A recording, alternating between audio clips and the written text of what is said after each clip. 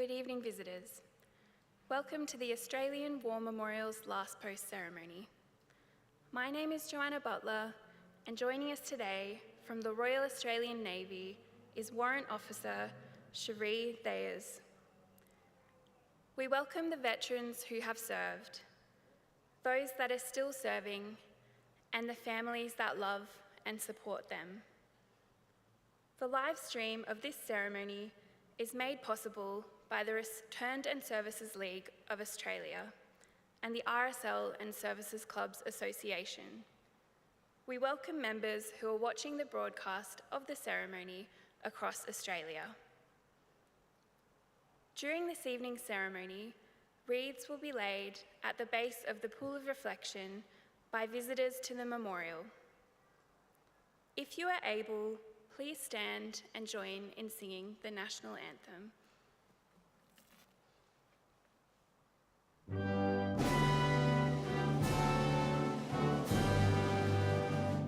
Australians, oh, let us rejoice, for we are one and free.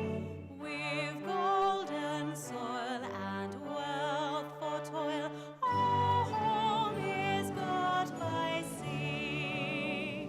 Our land abounds in nature's gifts of beauty, rich and rare. In history's page let every stage advance Australia fair. In joyful strains then let us sing, advance Australia fair.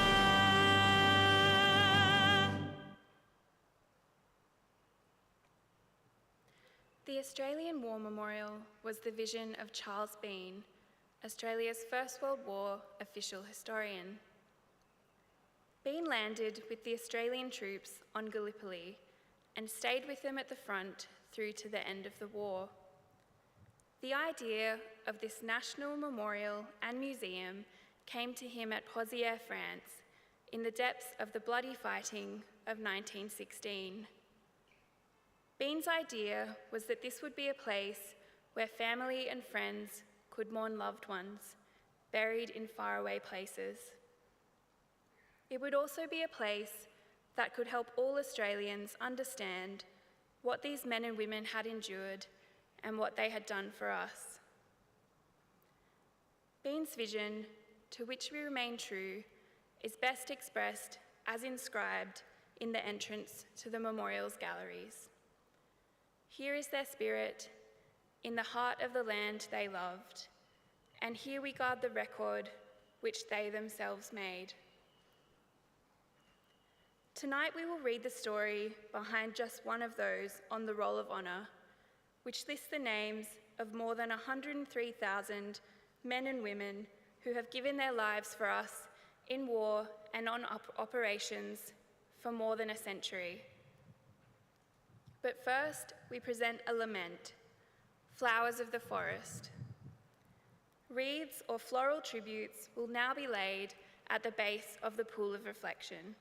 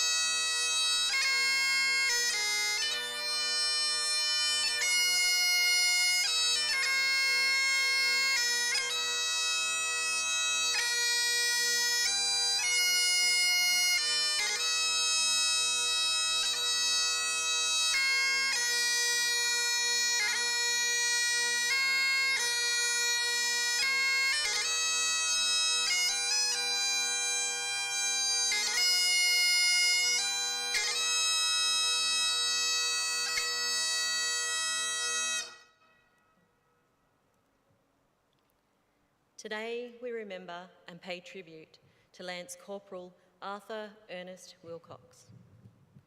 Arthur Wilcox was born on the 1st of January 1892 in the Adelaide suburb of Exeter.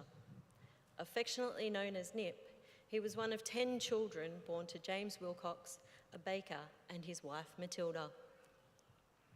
Nip received his education at Lefebvre Peninsula School and at Howard's Commercial College in Adelaide.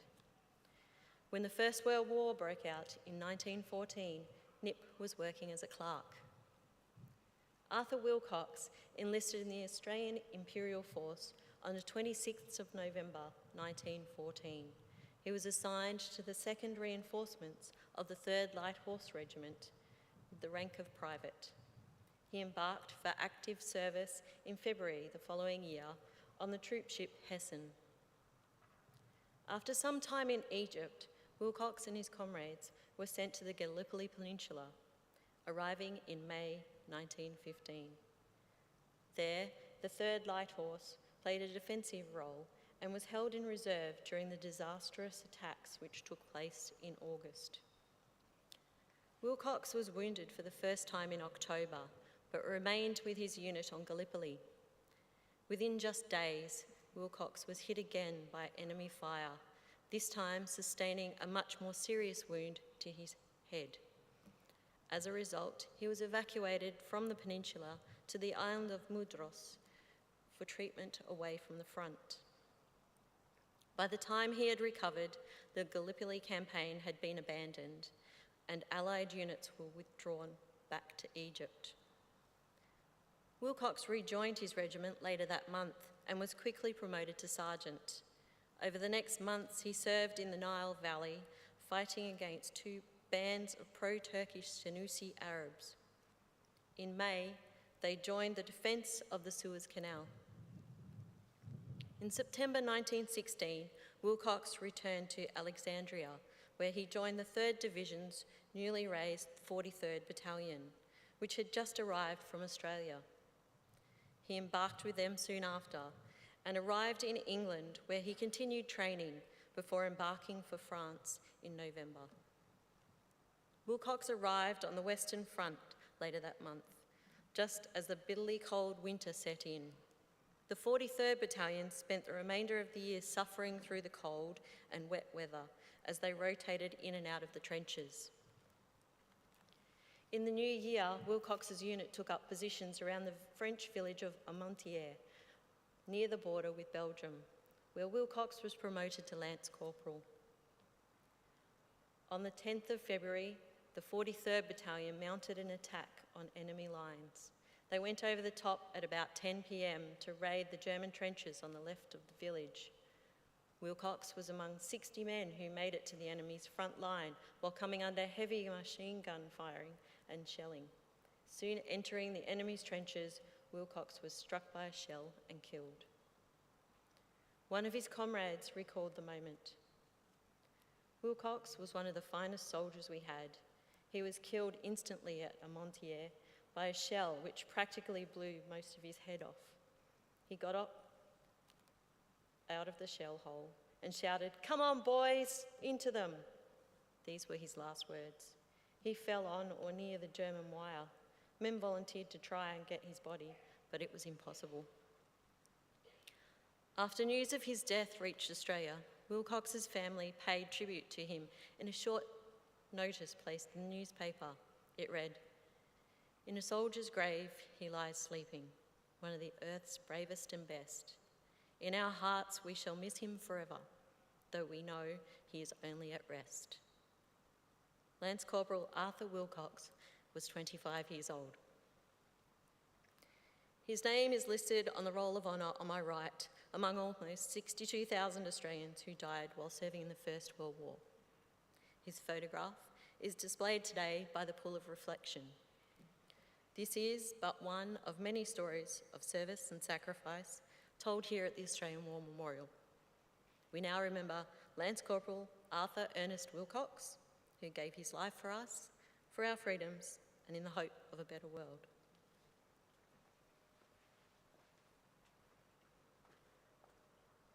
Please stand for the reading of the ode and the sounding of the last post.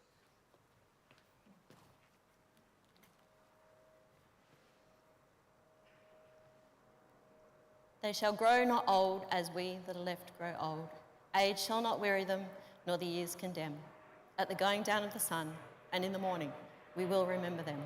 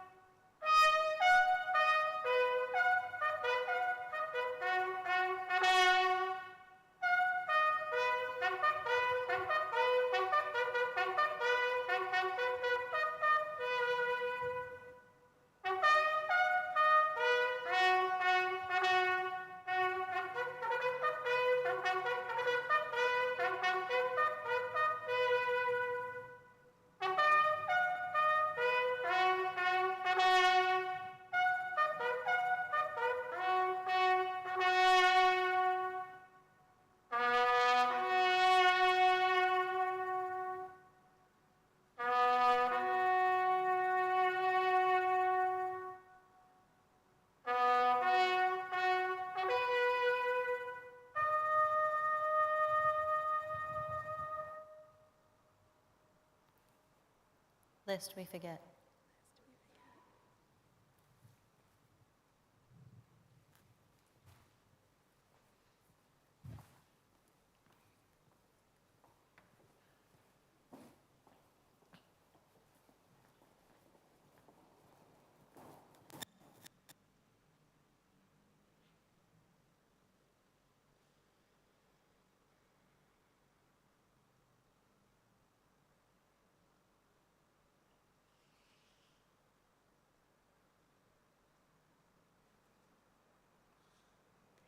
We leave you this evening with the words of the memorial's founder, Charles Bean.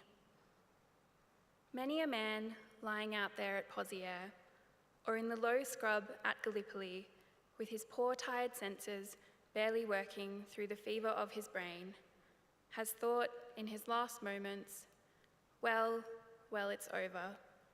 But in Australia, they will be proud of this. Ladies and gentlemen, girls and boys, that concludes the last post ceremony. On behalf of the director, staff, and volunteers, thank you for joining us today at the Australian War Memorial and for your continued support during the memorial's development project. We wish you all a very pleasant evening.